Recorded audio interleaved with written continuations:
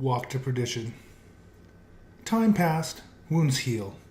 A new opportunity presented itself in the gorgeous Maxine Kells. A counterpoint to the bright Janet, Maxine was dark and mysterious as the night. Even better, she had enthusiastically allowed me to take her picture, and I was smitten. However, she was not yet mine. As perennial as the grass, Maxine's interest in me waxed and waned with the tides. I would need a Hail Mary pass to secure her attentions for my own.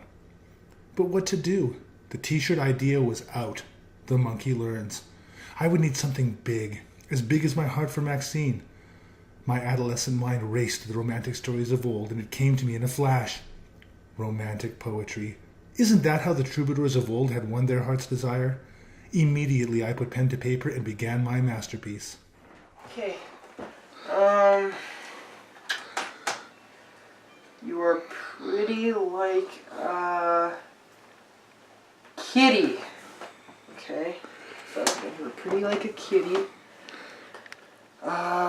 With eyes like stars. Stars are nice. From Mars. Eyes like stars from Mars. Okay, I'll stick with that. You are... What a brilliant rhyming scheme, both endearing and poignant.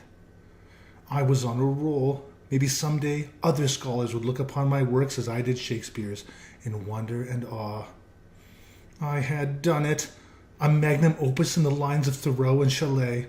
I was among the greats. What woman would not be wooed by such prose?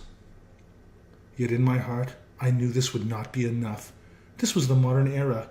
Even the best writing needed something. Yes, it must be put to song. You are pretty like a kitty, with eyes like stars from Mars. I like lots of meat.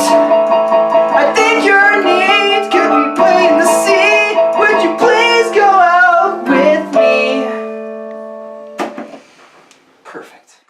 A quest was needed, an epic trek across a dangerous wasteland to add honor to my trials. I immediately asked for the aid of my comrade in arms. Surely my sister, blood of my blood, would jump at the chance to accompany me on this noble quest. Okay, what are you going to pay me? You should just do it out of the goodness of your heart, right? 3 months allowance. 3 months allowance? Holy, quests are expensive. No matter, I paid it gladly. I, Joseph Lindahl, first of his name and lover of buffets and cheesy poofs, would walk the 31 kilometers to Barhead and deliver my stunning sonnet in person.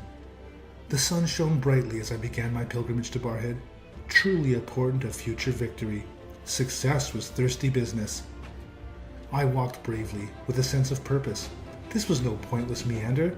I had a goal that made this already longer than anticipated walk a dance on air. Wow, this took way longer than I thought. It seemed a mere 20-minute drive. How did Barhead get so far away? My Benedict sister dared to thumb for a ride. The higher the fewer, I guess. We would not sully this sacred quest with a car ride. For the first time I understood the Amish. Sometimes convenience can hamper great works. No, we're fine! We're fine! Thank you! Did you just take his water?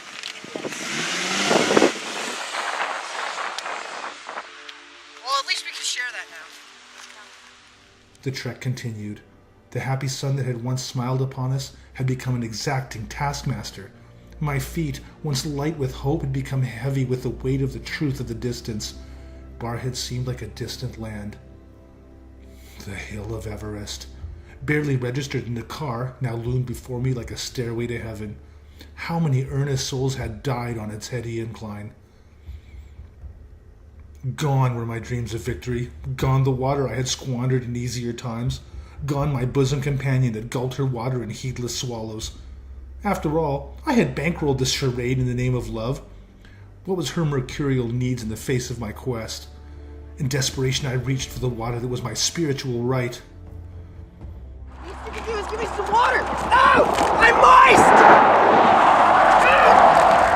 Look at all this water!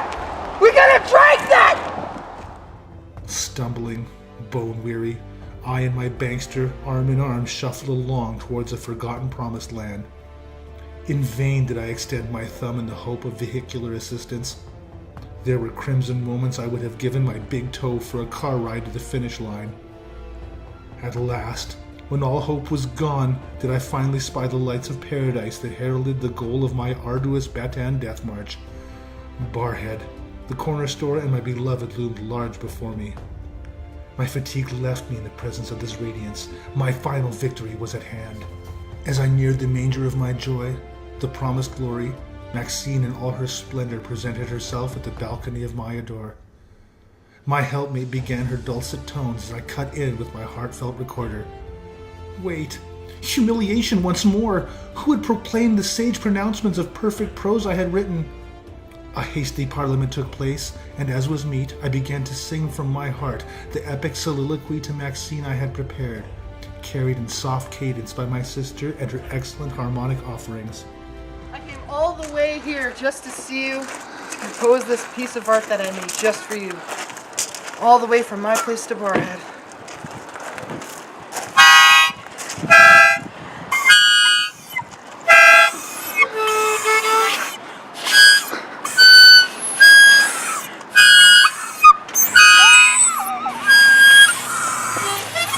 Okay. Sorry. It's alright. I actually have lyrics written down here. So just play and I'll sing over it, okay?